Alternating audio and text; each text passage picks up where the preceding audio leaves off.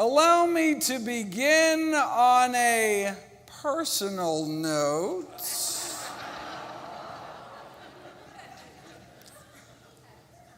This is a picture taken of me right around the time that my grandmother was diagnosed with end-stage heart disease and sent home to die. She already had so many bypass operations, she basically run out of plumbing at some point, get so scarred up inside.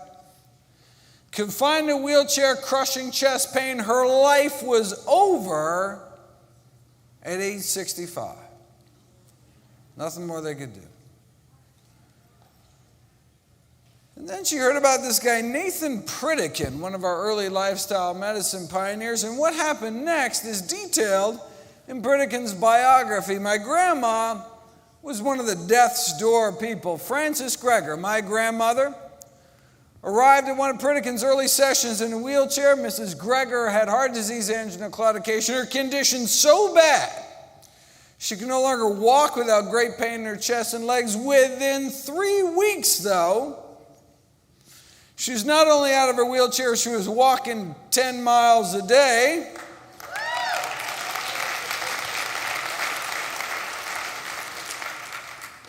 She was given her medical death sentence at age 65 when the doctors abandoned her. Thanks to a healthy diet, she was able to enjoy another 31 years on this planet till age 96.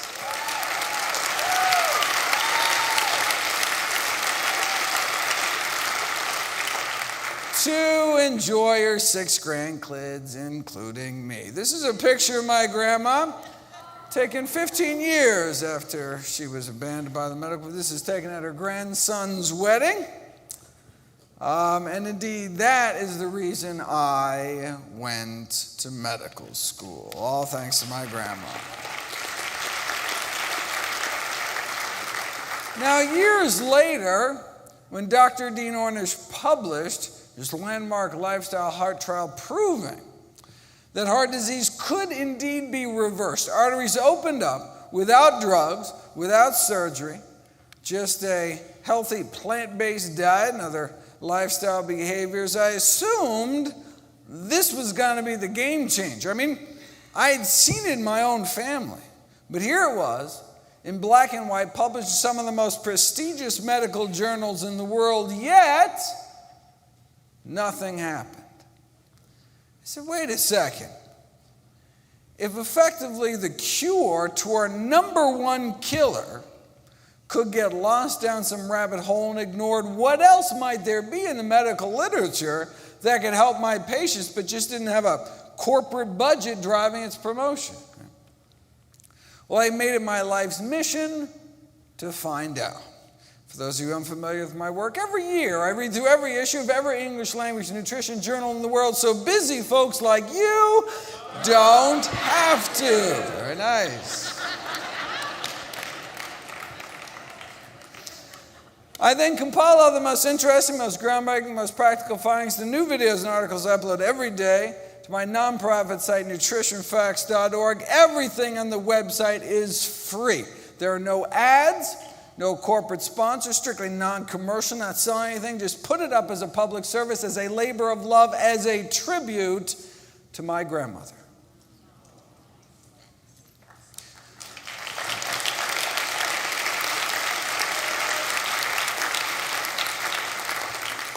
New videos and articles every day on the latest in evidence-based nutrition.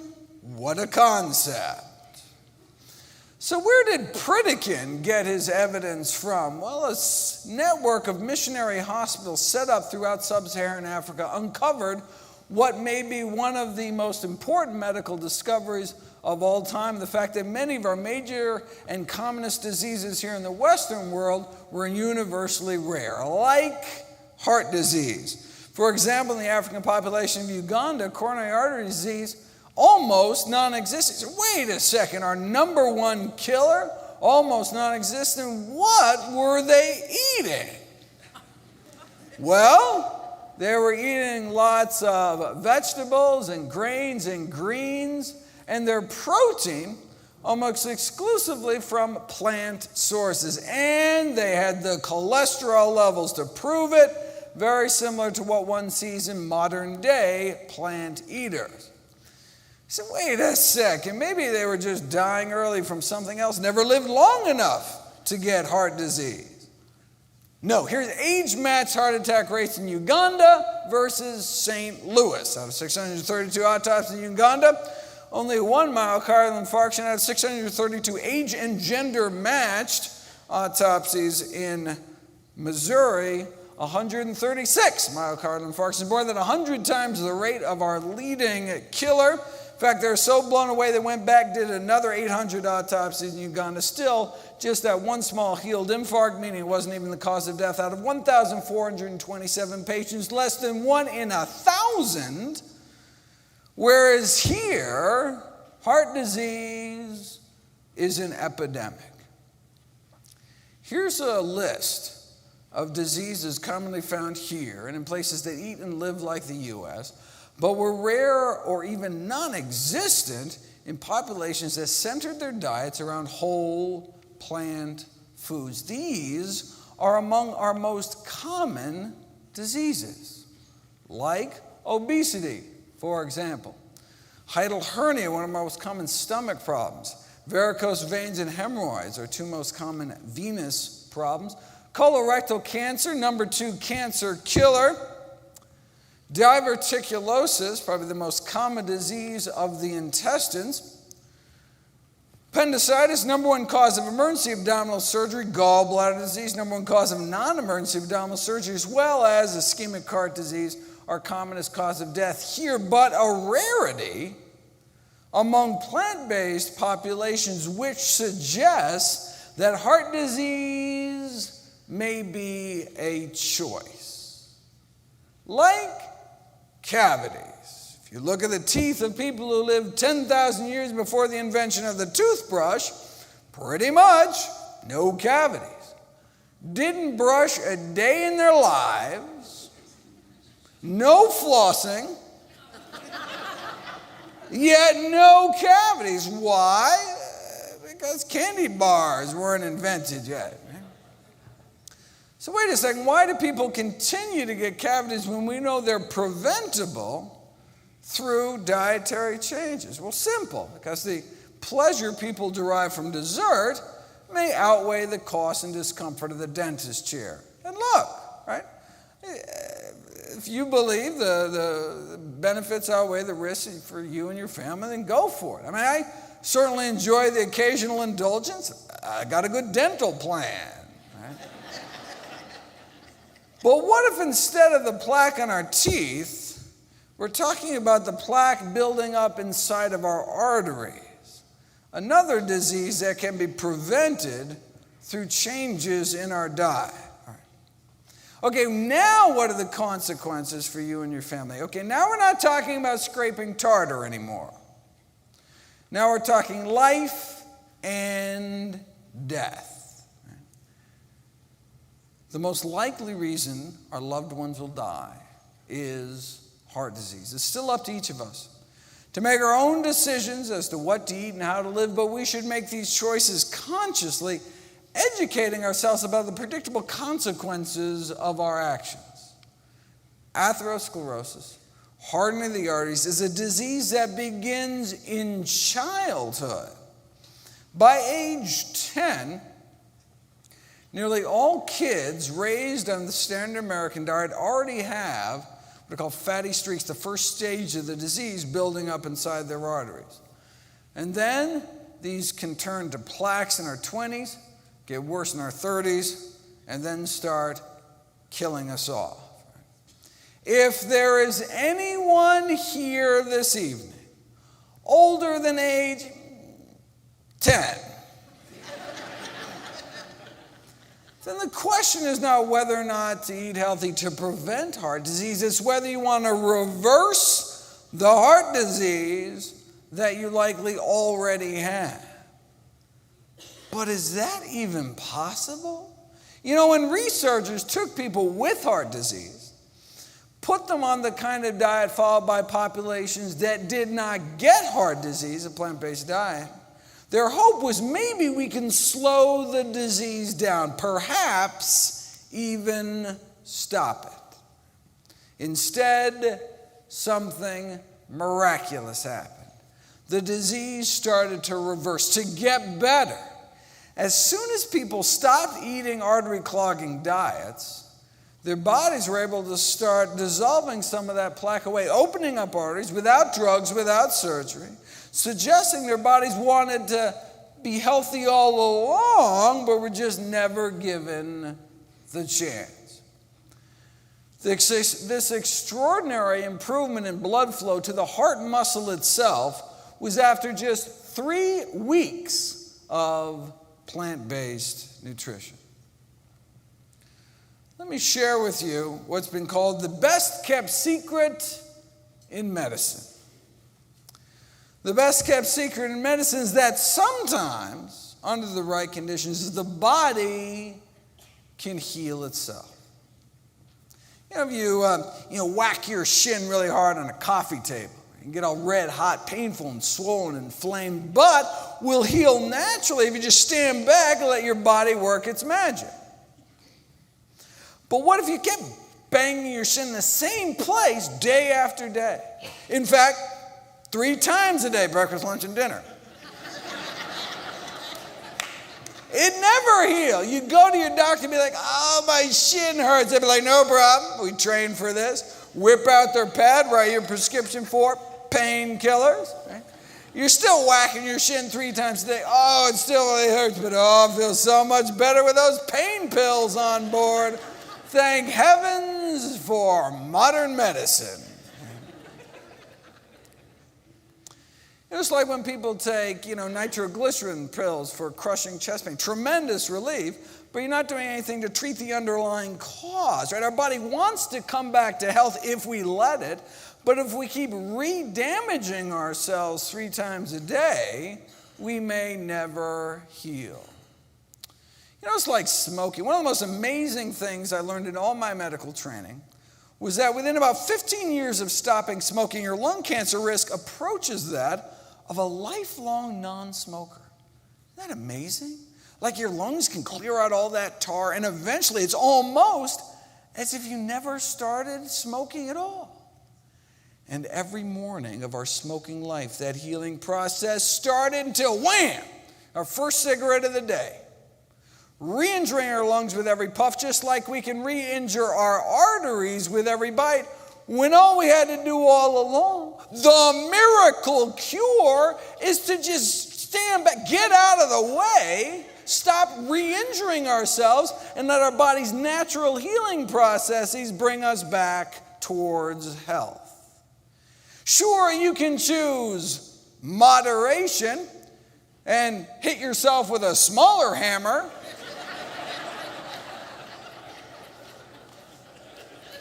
But why beat yourself up at all? The human body is a self-healing machine. We've known about this for decades. 1977 American Heart Journal, patients like Mr. F.W. here, heart disease so bad couldn't even make it to the mailbox, started eating healthier. And a few months later, climbing mountains, no pain. Now, there are these classes of fancy new anti-angina drugs on the market now. Cost thousands of dollars a year, but at the highest dose, may be able to extend exercise duration as long as 33 and a half seconds. It does not look like those choosing the drug route are going to be climbing mountains anytime soon. See, plant-based diets aren't just safer and cheaper. They can work better because you're treating the actual cause of the disease. Now, heart disease, though, is our number 1 killer. What about our number 2 killer, cancer? What happens if you put cancer on a plant-based diet? Well, Dr. Dean Ornish and colleagues showed that the progression of early-stage prostate cancer could be reversed with that same plant-based diet and other healthy lifestyle behaviors, and no wonder. If you take men, put them on a plant-based diet, if you take men eating the standard American diet, and you drip their blood on human prostate cancer cells growing in a petri dish, you can suppress their growth by about 9%. But you take those same men, put them on a plant-based diet for a year, and their blood can do this. The blood now circulating throughout the bodies of these men suppress cancer growth about nearly 8 times better than before. Now, this was for men in prostate cancer. They wanted to repeat this study using women in breast cancer. But look, they didn't want to wait a whole year to get the results. Women are dying now. Breast cancer is the number one cancer killer of young women. So they said, let's see what a plant-based diet can do after just 2 weeks against 3 different lines of human breast cancer. This is the before, cancer cell growth powering away at 100%, and this is after 2 weeks eating healthy. This is kind of the before picture. What they did, researchers laid down, this is what's called a photomicrograph, photograph taken under a microscope. They laid down a confluent layer, a carpet of breast cancer in a petri dish. And then they drip the blood of women eating the standard American diet onto that cancer. And as you can see, it kind of breaks the cancer up into these kind of cancer continents here.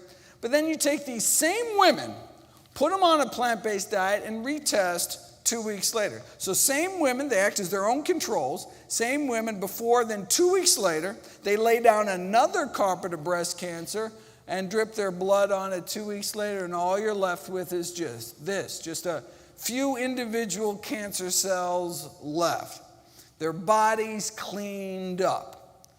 Within just 2 weeks eating healthy, their blood became that much more hostile to cancer. Before and after eating healthy for 2 weeks. Now, suppressing cancer cell growth is nice. Getting rid of it is even better. This is what's called apoptosis, programmed cell death. Their bodies were able to reprogram cancer cells, forcing them into early retirement. This is similar image. This is a type of imaging called tunnel imaging. Measures DNA fragmentation or cell death, where dying cancer cells show up as little white spots. So as you can see, for example, here's a dying cancer cell.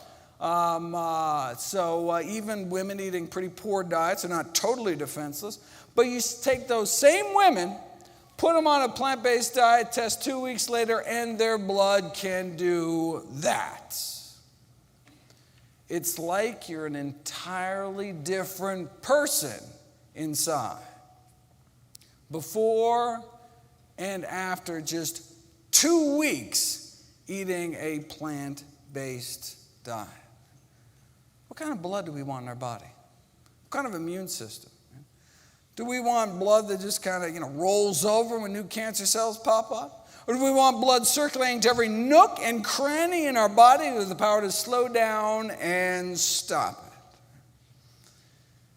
Now, this was after 2 weeks of plant-based diet and exercise. They had these women out walking 30 to 60 minutes a day. You say, well, wait a second. If you do 2 things, how do you know what role the diet played? So the researchers decided to put it to the test. This is what we saw before, the cancer-stopping power of diet and exercise. In this case, plant-based diet on average for 14 years, along with daily moderate exercise, just like out walking every day. That's the kind of cancer cell clearance we can get. Compare that to the cancer-stopping power of your average sedentary meat eater, the little burger. I don't know if you can see that in there. Which is essentially non-existent. All right, but here's the interesting group in the middle. This is 14 years standard American diet, but 14 years of daily, strenuous, hour-long exercise like calisthenics. They wanted to know, if you exercise long enough, if you exercise hard enough, can you rival some strolling plant eaters over here? And the answer is exercise helped, no question. But literally 5,000 hours in the gym, no match for a plant-based diet.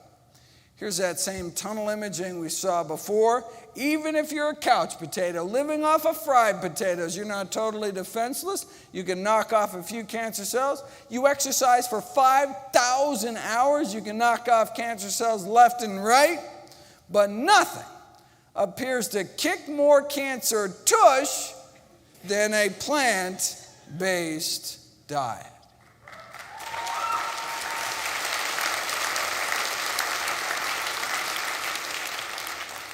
We think it's because the consumption of animal protein, meat, dairy, and egg white protein, increasing our body's production of something called IGF-1, insulin-like growth factor 1, which is a cancer-promoting growth hormone involved in the acquisition and progression of malignant tumors. But if you go on a plant-based diet, the IGF-1 levels in your body drop within 2 weeks. And if you continue eating healthy, they drop even further. And your level of IGF-1 binding protein goes up. IGF-1 binding protein is like our body's emergency brake. It's one of our ways our body protects itself from cancer, protects itself from excessive growth. Sure, in as few as 2 weeks you can drop your body's production of IGF-1, but wait a second. What about all the IGF-1 you have circulating in your body from the bacon and eggs you had 3 weeks ago? Well, your liver releases this snatch squad of binding proteins to type any excess IGF-1, pull it out of the system. Your protective levels go up within weeks, and benefits continue to accrue the longer you eat healthy. This is the experiment that really nailed IGF-1 as the villain. Same thing we saw before, healthy diet and exercise, cancer cell growth drops, cancer cell death shoots up. But here's the interesting column here. What if you add back to the cancer just the amount of IGF-1 you banished from your system because you started eating healthier? What happens?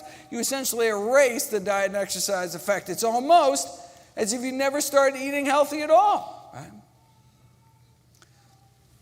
And so this is why, this is the reason we think, a reason why the incidence, the largest study on diet and cancer in history, found that the incidence of all cancers combined was lower among those eating more plant-based because they're eating less animal protein, less meat, egg white, and dairy protein, which means less IGF-1, which means less cancer growth. How much less cancer growth?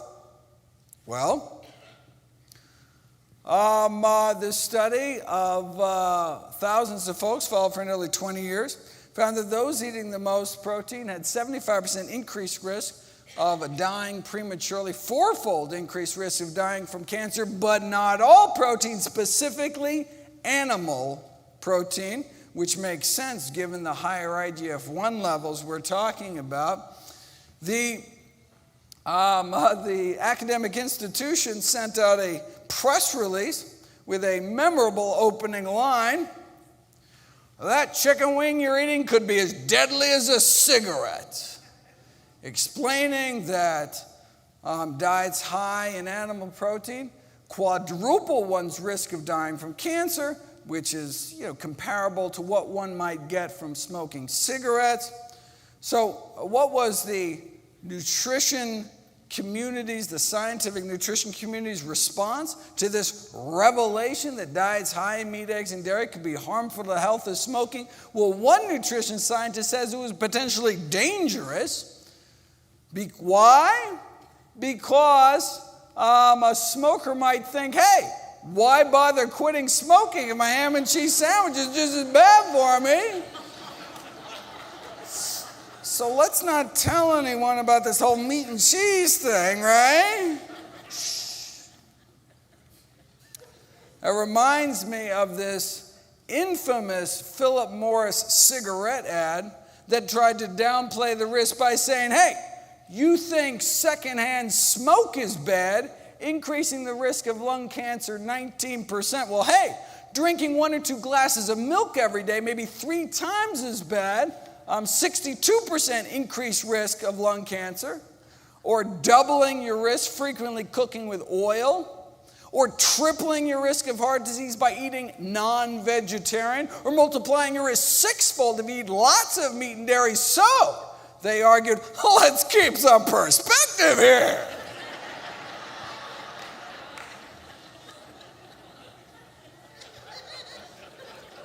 the risk from secondhand smoke may be well below that of other everyday activities. So, breathe deep. That's like saying, yeah, don't worry about getting stabbed, because getting shot so much worse. How about neither? Two risks don't make a right. And you'll note that Philip Morris stopped throwing dairy into the bus once they purchased Kraft Foods. Just saying. Killer number 3 in the United States. So every year the CDC compiles the leading 15 causes of death. So I thought, well, let's just go through the list, 1 through 15. Talk about the role diet may play in preventing, treating, and reversing our top 15 killers. We talked about killer number 1. Killer number 2, just 13 to go. Killer number 3 used to be heart disease, cancer, stroke. That's 2007. Now it's heart disease, cancer, and COPD, chronic obstructive pulmonary disease like emphysema. Thankfully, plant-based diet can be used to help prevent COPD, can be used to treat COPD, significantly improving lung function over time, though the tobacco industry had a very different spin on this. I mean, if adding plants to our diet can improve lung function, wouldn't it be easier to just add plants to cigarettes? And indeed, the addition of acai berries to cigarettes evidently had a protective effect against emphysema in smoking mice.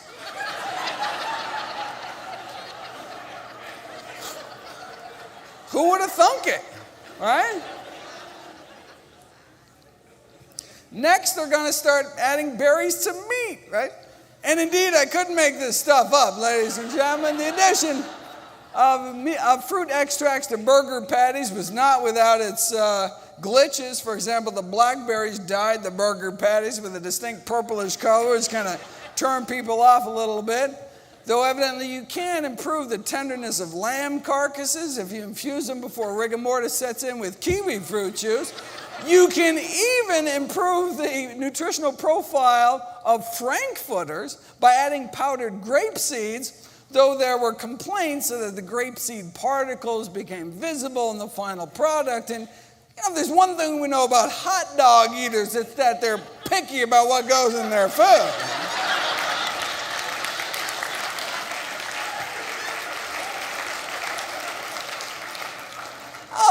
Pig anus, okay, but grapes, ew.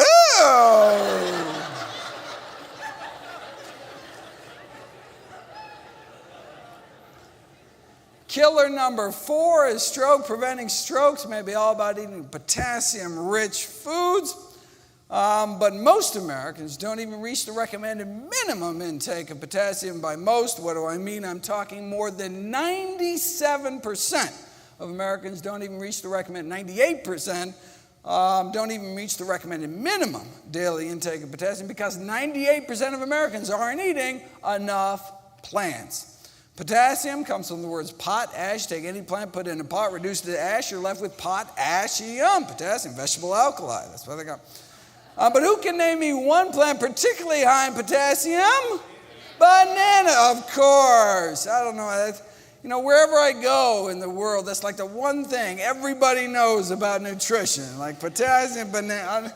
Like Chiquita must have had a great PR firm or something. Turns out bananas don't even make the top 50 sources, coming in at number 86, right behind fast food vanilla milkshakes. It goes fast, and then bananas.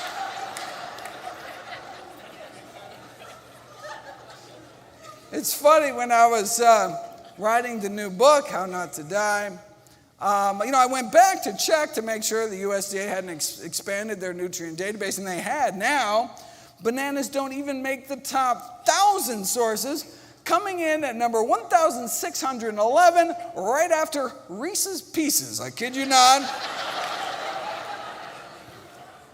The most concentrated forms of potassium, whole food sources of potassium in our diet are number 1, greens, number 2, beans, and number 3, dates. Actually, bananas don't even make the top 1,000. In fact, If you look at the next leading cause of death in the United States, bananas, could be downright dangerous.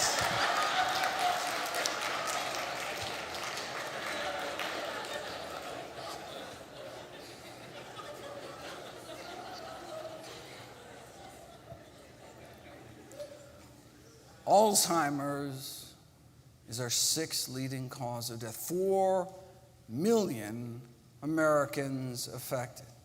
20 years ago, wasn't even in the top 10. The latest nutrition guidelines for the prevention of Alzheimer's says the two most important things we can do is, number one, cut down our intake of meat, dairy, and junk, and replace those with vegetables, legumes, which are beans, split peas, chickpeas, and lentils, fruits, and whole grains. And this is based in part on data going back decades now that people that eat meat, red meat, white meat, doesn't matter, between 2 to 3 times the risk of becoming demented later in life. And the longer one eats meat-free, the lower one's risk falls. Killer number 7 is type 2 diabetes, a disease that can be prevented, treated, and reversed with a plant-based diet, something we've known since back in the 1930s. They put a group of diabetics on a plant-based diet, and within 5 years, a quarter of the diabetics were off insulin altogether. But look, plant-based diets in general are relatively low-calorie diets. Maybe their diabetes just got better because they lost so much weight. I mean, to figure that out, what we'd have to do is, put diabetics on a plant-based diet, but force them to eat so much food that they wouldn't lose any weight. Then we could see if there are benefits unique to plant-based diet beyond just all the easy weight loss. Well, we'd have to wait a few decades, but here it is.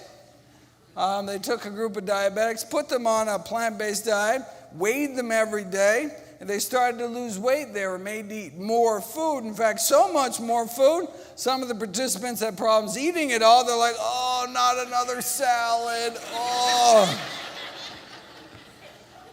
But eventually they adapted, so no weight loss despite restricting meat, eggs, dairy, and junk. Okay, so wait a second. With no weight loss, was there still a benefit for their diabetes? Well, insulin needs were cut 60%, and half the diabetics ended off all their insulin altogether. How many years did this take? No, 16 days. 16 days later.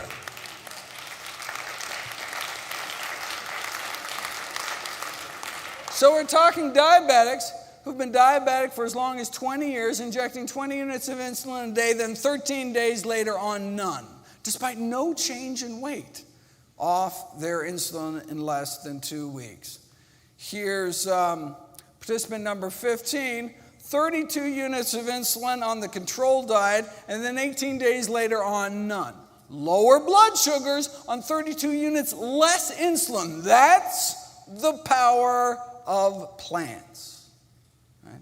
And no weight loss, right? So this was just, his body worked that much better because of about 2 weeks on a plant-based diet. And as a benefit, cholesterol dropped like a rock to under 150 in 2 weeks. Right? So just like, modest changes in diet will only get you modest benefits for cholesterol reduction, right? How modest do you want your diabetes, right? Asking diabetics to make moderate changes in their diet can leave them with moderate vision loss, moderate kidney failure, moderate amputation, maybe just a few toes or something, right? Moderation in all things is not necessarily a good thing. Remember that study that purported to show that diets high in meat, eggs, and dairy could be harmful to the health of smoking, supposedly suggested that those who eat a lot of meat, eggs, and dairy are 4 times as likely to die from cancer or diabetes. If you look at the actual study, though, you'll see that's simply not true. Those eating a lot of protein during middle age didn't have 4 times the risk of dying from diabetes. They had 73 times the risk of dying from diabetes. Now, those that chose moderation, only eating a moderate amount of animal protein, see, they just had 23 times the risk of death from diabetes.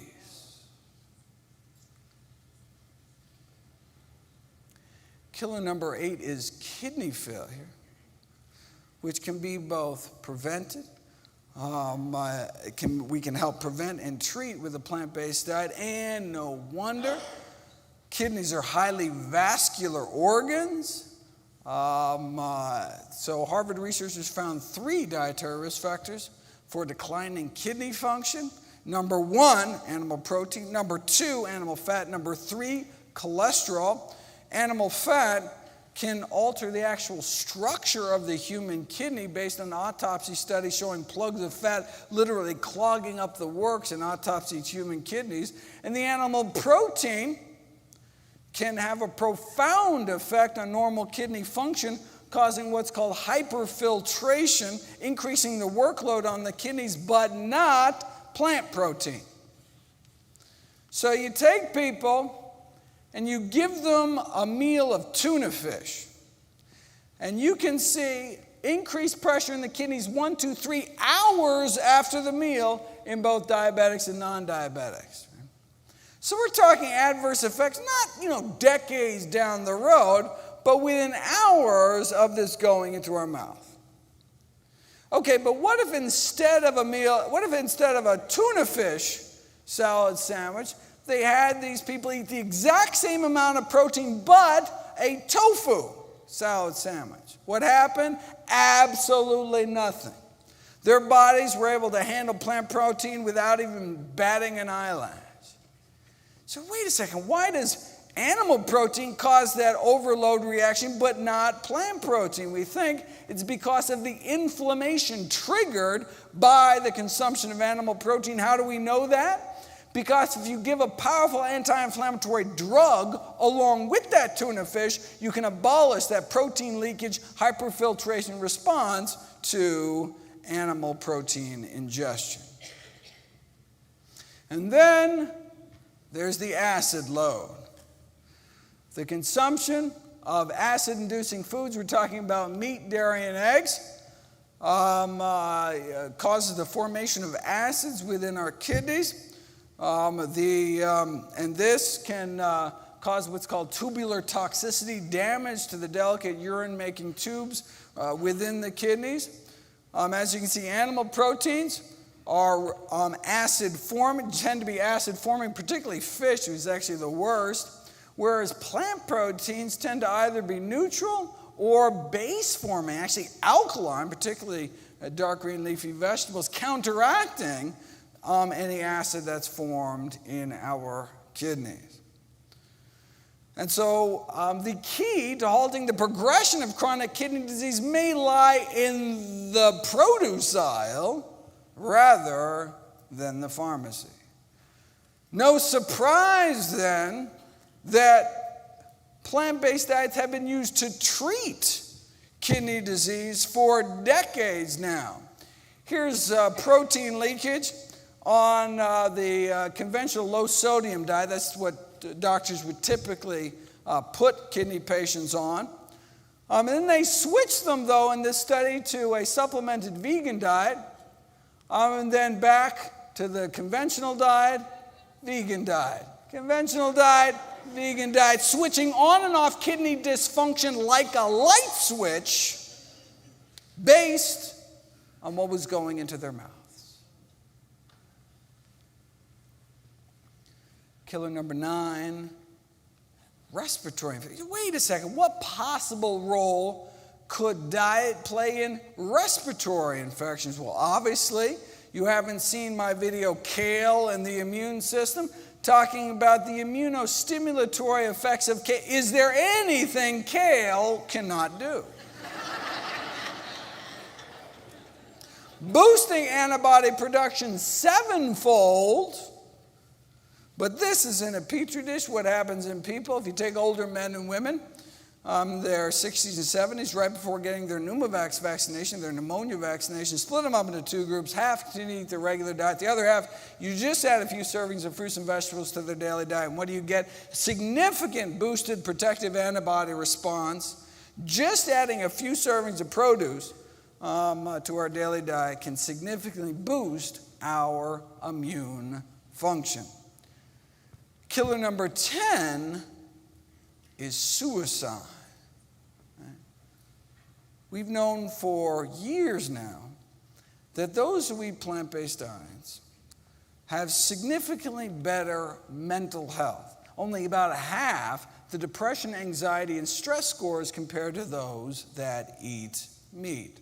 The thought was that it's this arachidonic acid, this inflammatory long-chain omega-6 fatty acid found in animal products that was inflaming people's brain, impacting their mental health, found predominantly in two places, chicken and eggs, by far the two most important sources. But you don't know until you put it to the test. So University of Arizona researchers took men and women eating the standard American diet, removed meat, removed fish, removed chicken, removed eggs as well, and got a significant improvement in mood scores within just 2 weeks. It could take drugs like Prozac months to take an effect within just 2 weeks. Why? Perhaps because this arachidonic acid was adversely impacting mental health via a cascade of neuroinflammation, brain inflammation, but it appears we can clear this inflammation from our brains within as few as 2 weeks by cutting out our consumption of eggs, meat, chicken, meat, and other meat from our diet. This is, and you say, well, wait a second. Am I just cherry picking here? What about all the other studies that have shown different diets improved mood? There aren't any. So this recent meta-analysis found that only the plant-based diet intervention was the only randomized controlled trial showing diet could significantly improve mood. It's kind of hard to cherry pick when there's only one cherry. Works in a workplace setting too. Geico Insurance, actually, thanks to Physicians Committee for Responsible Medicine, they introduced this vegan workplace intervention where they added vegan options to the cafeteria and some education.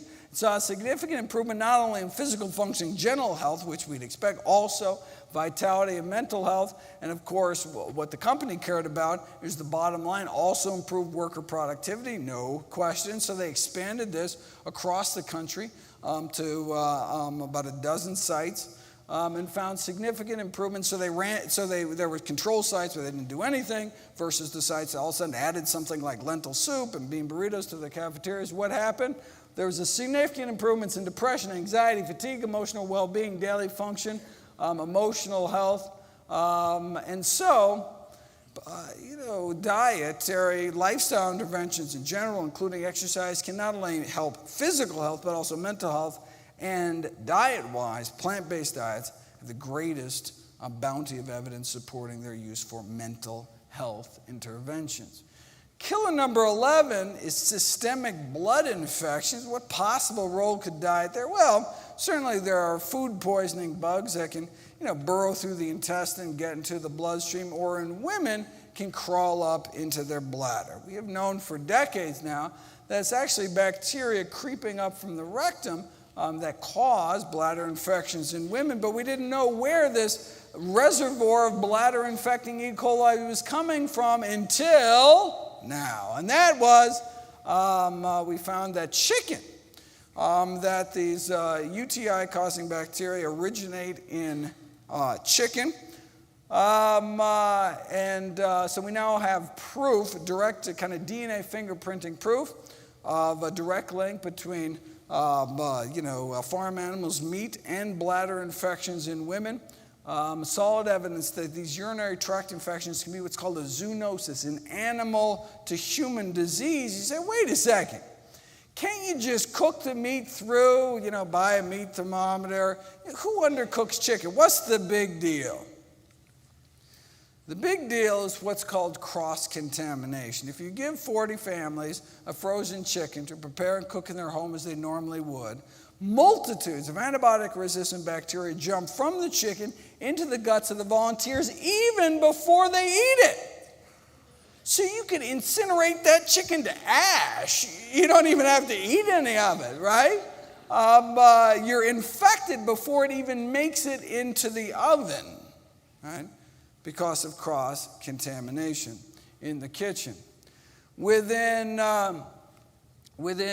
days, the antibiotic-resistant chicken bacteria was becoming a major part of the person's gut flora, meaning that the chicken bacteria was like taking over. You say, okay, well, wait a second. What if I practice good, safe handling guidelines as well as cooking guidelines? Well, researchers did indeed. Repeat the same experiment, give people a chicken, and not that anyone actually does this, but instructed them how to do the official kind of USDA recommendations to spray everything with bleach solution. You wipe everything down with bleach, you go through all that, and they still found significant levels of Salmonella, Campylobacter, significant serious human pathogens on utensils, on the counter, the dishcloth, around the sink. The reason that if you go into people's houses, that there's more bacteria, there's more fecal bacteria in their kitchen sink than on their toilet seat, is because people tend to rinse chickens in the sink, not the toilet.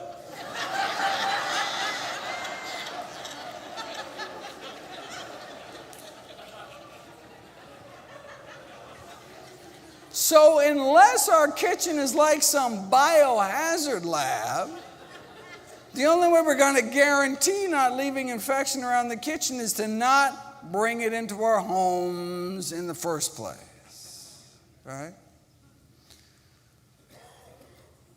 Now, the good news is it's not like you eat chicken and you're infected, eat chicken once, you're infected for life.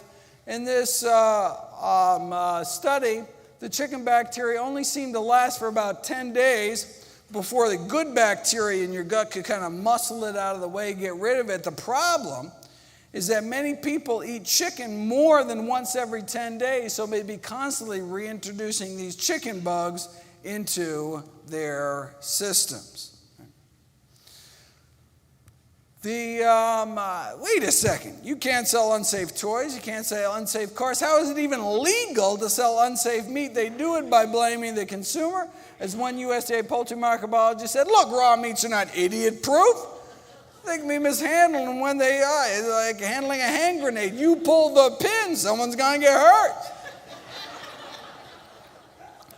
Now, while some may question the wisdom of selling hand grenades in supermarkets, our poultry microbiologists disagree, saying, no, it's the consumer that has the most responsibility, just refuses to accept it. It's like a car company saying, yeah, we installed faulty brakes, but it's your fault for not putting your kid in a seatbelt. The head of the CDC's food poisoning division famously responded to this blame the victim attitude coming from the meat industry. She asked, is it reasonable? Is it reasonable that if a hamburger is undercooked that their 3-year-old dies? Is that reasonable? Not to worry, the meat industry's on it. They now have FDA approval for a bacteria-eating virus they can spray on the meat. And now there's been some concern within the industry about consumer acceptance of these so-called bacteria-eating viruses. May present somewhat of a challenge to the industry, so they're not going to label it or anything. But if you think that's going to be a challenge, check out their other bright idea. The effect of extracted housefly pupae. This is a sciencey way of saying they want to smear a maggot mixture on the meat. What? Wait, it's a low cost. Think about it. Look, maggots thrive off of rotting flesh. However, there there have been no reports of maggots having any serious diseases, right? So they must be filled with some kind of antibacterial something, right? Have you ever seen a maggot sneeze? I didn't think so. So, let's take some maggots, grow them 3 days old, wash them off, towel them off, a little Vitamix action here. Voila! Safer meat.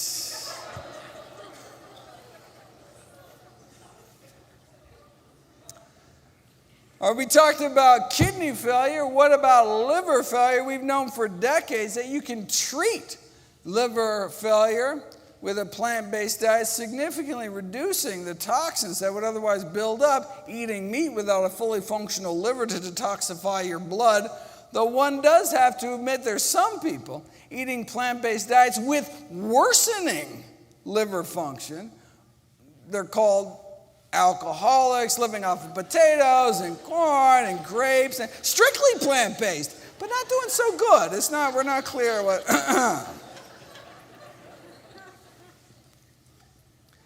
Killer number 13 is high blood pressure, which currently strikes 78 million Americans. That's about 1 in 3 adults. And as we get older, our pressures get higher and higher, such that by age 60, most of us have high blood pressure. You say, well, wait a second.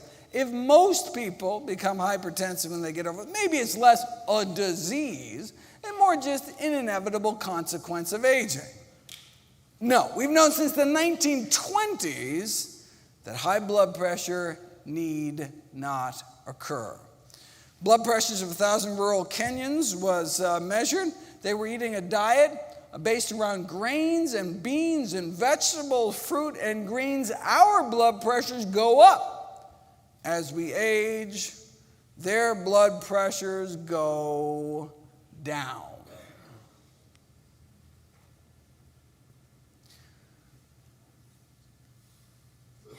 The ideal blood pressure, the no benefit from reducing it further blood pressure. It's not 120 over 80. If you went in with a blood pressure of 120 over 80, your doctor would give you a gold star. But the ideal blood pressure appears to be 110 over 70. Right? And so the people at 120 over 80 actually benefit from blood pressure reduction. So the ideal blood pressure, the no benefit from reducing it further blood pressure, 110 over 70. You say, wait a second. Is it even possible to get blood pressures under 110 over 70? It's not just possible, it's normal for those eating healthy enough diets. So a few years at this rural Kenyan hospital, 1,800 patients were admitted. How many cases of high blood pressure did they find? 0. Wow, they must have had low rates of heart disease, right? No, they had no rates of heart disease. Not a single case of atherosclerosis, our number 1 killer, was found. Rural China, same thing. About 110 over 70 their entire lives. 70-year-olds, same average blood pressure as 16-year-olds. Now you say, wait a second, Africa, Asia, vastly different diets, but what they shared in common was that they were plant-based day to day, with meat only eaten on special occasions. Now, why do we think it's the plant-based nature of their diets that was so protective? Because in the Western world, the only folks getting it down that low were the strict vegetarians, the vegans coming in at an average of about 110 over 65. According to the American Heart Association. Right? This is the largest study of plant-based eaters in human history, study of about 89,000 Californians, comparing those that eat meat compared to so-called semi-vegetarians or flexitarians. Those eat meat more on like a weekly basis than a daily basis, compared to those that don't eat any meat at all except fish, compared to those that don't eat any meat, period, compared to those that don't eat meat, eggs, or dairy. And as you can see, there's a stepwise drop in risk the more and more plant-based one's diet gets for high blood pressure, this leading killer. Same thing with type 2 diabetes. The stepwise progression towards low risk, same thing with obesity, right? And so sure, we can wipe out the vast majority of our risk eating strictly plant-based, but we get benefits significantly accruing all the way down the line towards this spectrum of eating healthy. So it's not black or white, it's not all or nothing. Any movement we can make towards eating healthier can accrue significant health benefits. For high blood pressure, we can show this experimentally. You take vegetarians, you give them meat, pay them enough to eat it, and their blood pressure goes up. Or you take meat eaters, you remove meat from their diet, and their blood pressure goes down within 7 days. And this is after most of them had to reduce or stop their blood pressure medications. They had to stop because if you treat the cause of the high blood pressure, you don't have high blood pressure anymore. You can't be on blood pressure medications. You'll get dizzy, fall over, you crack your head open or something. It's dangerous, right? So lower pressures on fewer drugs. That's the power of plants.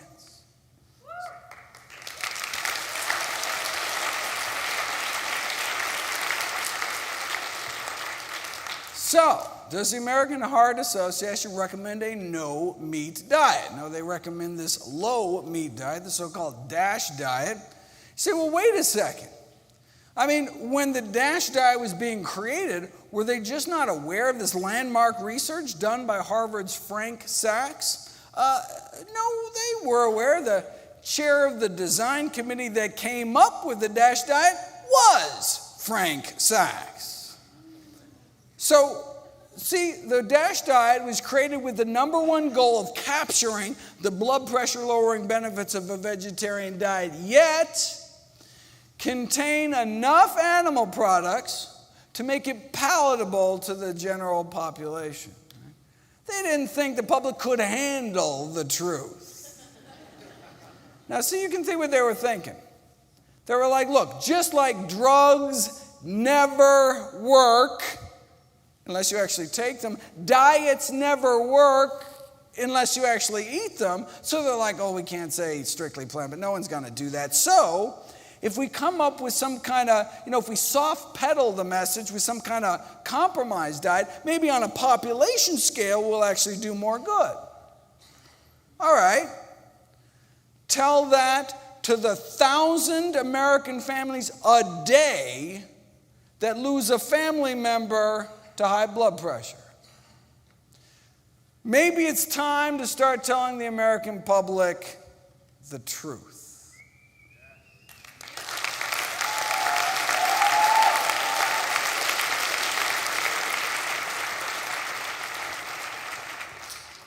Killer number 14 is Parkinson's disease. Can a plant-based diet reduce one's risk of Parkinson's disease? Well, we know that most studies done to date looking at dairy product consumption of Parkinson's disease found an increased risk of Parkinson's associated with dairy. Why might that be? Well, the current thought is that it's because our milk supply is contaminated with neurotoxins. High levels of, for example, these oral organochlorine pesticides found within the brains of Parkinson's victims, and in the dairy supply, we're talking about toxins like tetrahydroisoquinoline, which is what scientists use to actually try to induce the Parkinson's disease in primates in a laboratory setting, found mostly in cheese, actually. So there's been calls on the dairy industry to please screen your milk for toxins. Good luck with that. Of course, we could just not drink it, but then what would happen to your bones? That is a myth. The milk consumption has not been found to protect against hip fracture, whether you're drinking it in your adult years, whether you're drinking in your teen years, doesn't matter, doesn't work. In fact, there may even be more fracture risk with higher milk consumption. That would explain why countries with the highest milk consumption actually have the highest hip fracture rates as well, but you don't know until you put it to the test. So Swedish researchers followed 18,000 people for a number of years. and found that milk-drinking women had higher rates of what? Higher rates of death. Significantly more heart disease, significantly more cancer for each daily glass of milk. And they had more hip fracture rates. For example, three or more glasses of milk a day nearly doubled their risk of dying prematurely, and they had more hip fracture rates.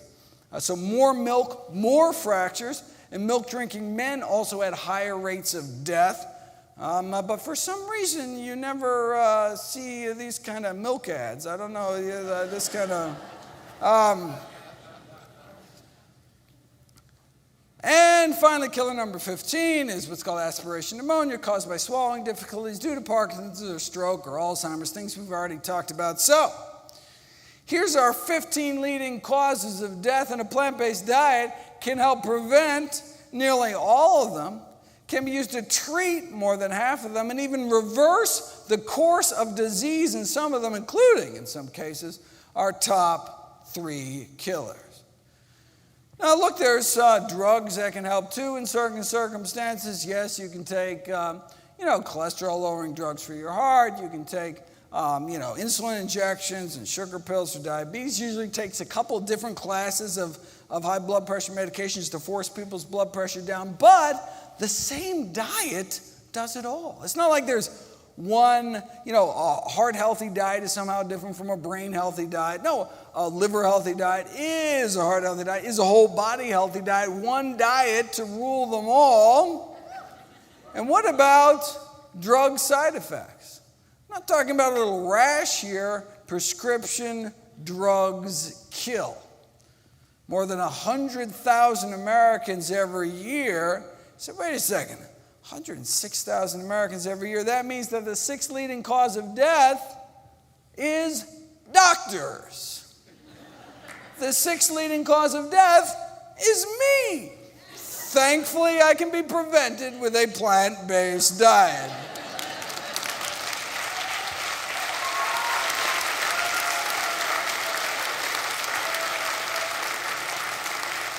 No, but seriously, compared to 15,000 American vegetarians, those that eat meat, about twice the odds of being on aspirin, sleeping pills, tranquilizers, antacids, painkillers, blood pressure medications, laxatives, of course, as well as insulin. So plant-based diets are great for people that don't like taking drugs, for people that don't like paying for drugs, and for people that don't like risking drug side effects.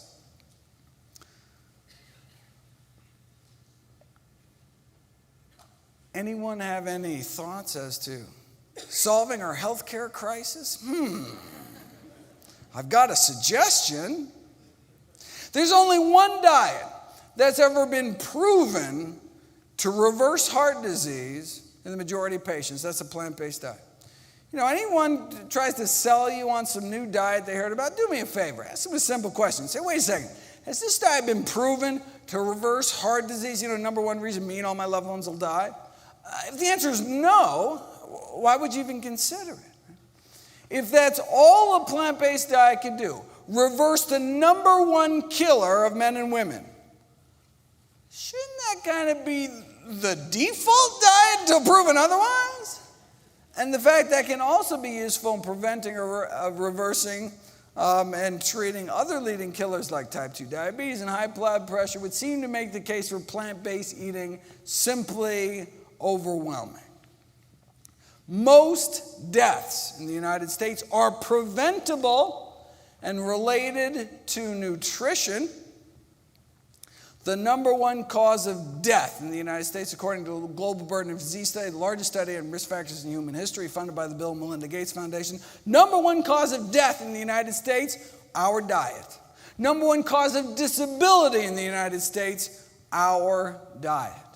Bumping tobacco smoking to number 2, cigarettes now only kill about 500,000 Americans every year, whereas our diet kills hundreds of thousands more. So obviously, diet is the number one thing that's taught in medical school, right? It's the number one thing your doctor talks to you about when you go see them, right? How could there be this disconnect between modern medical practice and the science? Let's do a thought experiment. Imagine yourself a smoker back in the 1950s. In the 1950s, the average per capita cigarette consumption was 4,000 cigarettes a year. The average person walking around smoked half pack a day, on average. The media was telling people to smoke. Famous athletes agreed. Even Santa Claus wanted you to smoke. I mean, look, you want to keep fit and stay slender, so you make sure to smoke and eat lots of hot dogs to stay trim, and eat lots of sugar to stay slim and trim. A lot better than that apple there. I mean, sheesh, right? Although apples do connote goodness and freshness, reads one internal tobacco industry memo, which brings up many possibilities for youth-oriented cigarettes. They want to make apple-flavored cigarettes for kids. Shameless. For digestion's sake, you smoke. I mean, no curative power is claimed by Philip Morris, but better be safe than sorry and smoke. Right? Blow in her face and she'll follow you anywhere.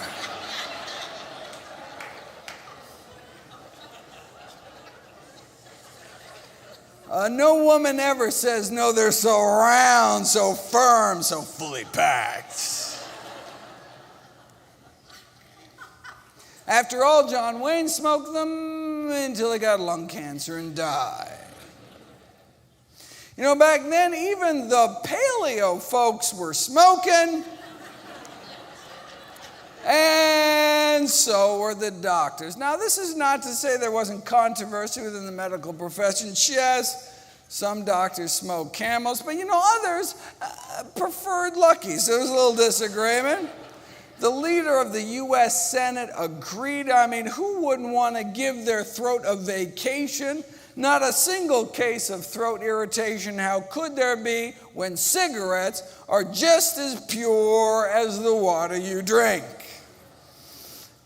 In Flint, Michigan, maybe.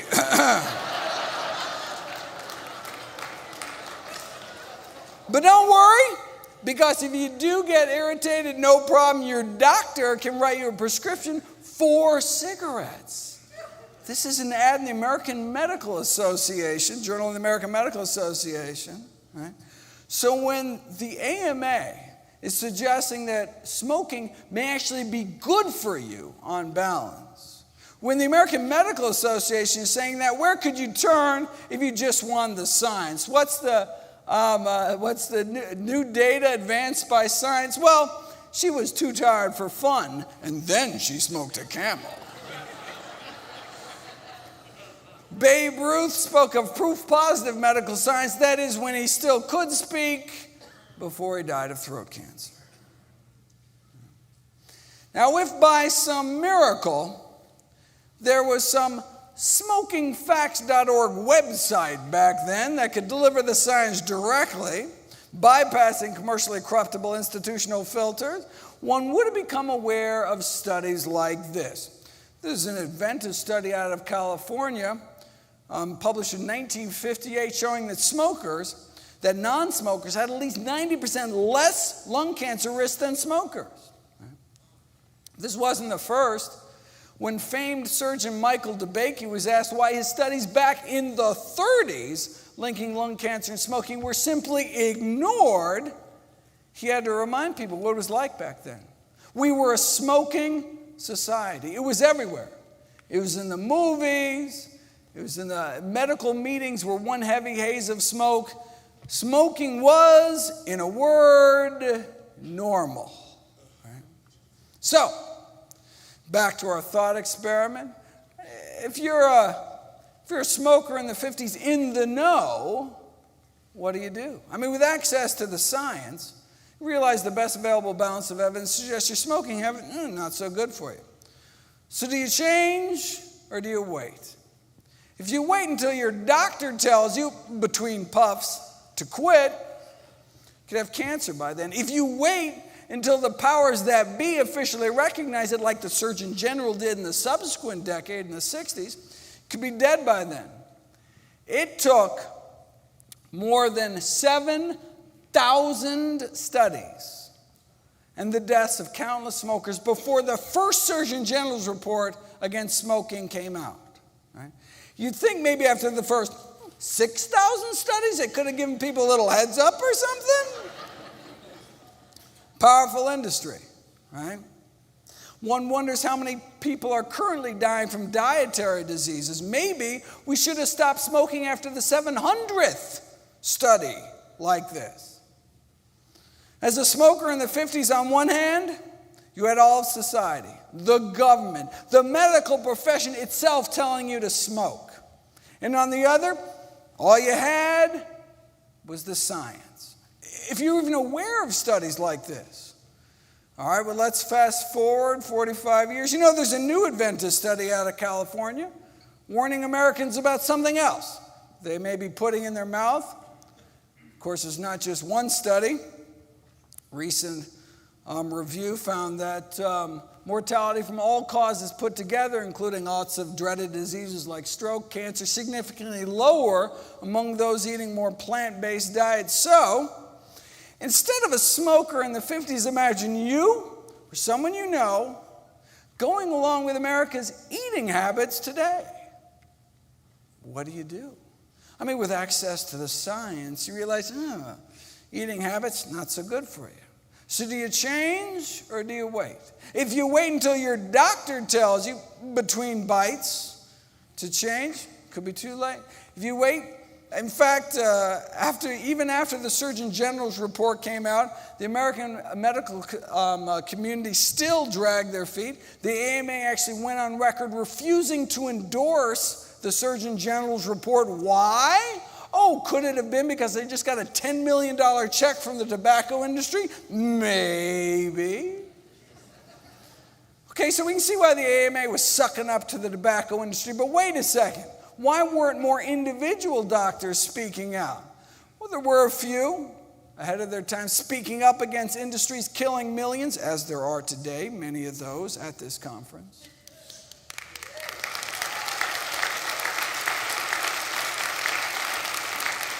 But why not more? Maybe it's because the majority of physicians themselves smoke cigarettes. Just like the majority of physicians today continue to eat foods that are contributing to our epidemic of dietary diseases. What was the AMA's rallying cry back then? Everything in moderation. Extensive scientific studies have proven that smoking in moderation, that's fine. Sound familiar? Today, the food industry uses the same tobacco industry tactics, supplying misinformation, twisting the science. The same scientists for hire paid to downplay the risks of secondhand smoke and toxic chemicals are the same paid for by the National Confectioners Association to downplay the risks of candy, and the same paid for by the meat industry to downplay the risks of meat. Right?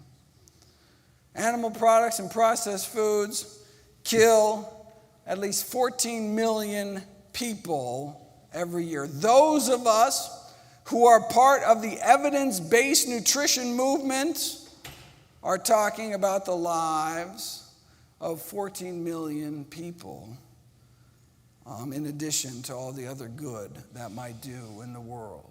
Right? So maybe plant-based diets can be thought of as the nutritional equivalent of stopping smoking, but how many more people have to die before the CDC says, don't wait for open heart surgery to start eating healthy as well?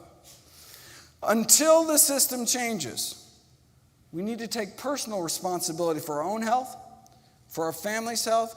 We can't wait until society catches up to the science again, because it's a matter of life and death.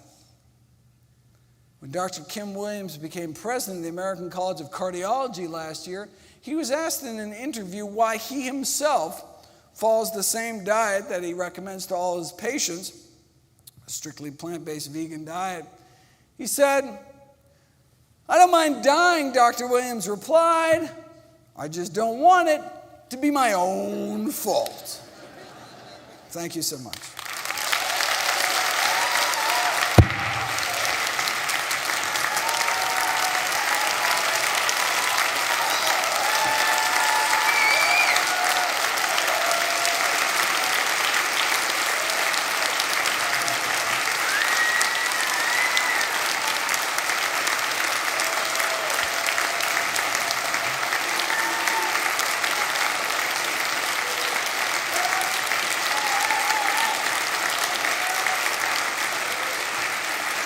Thank you, thank you.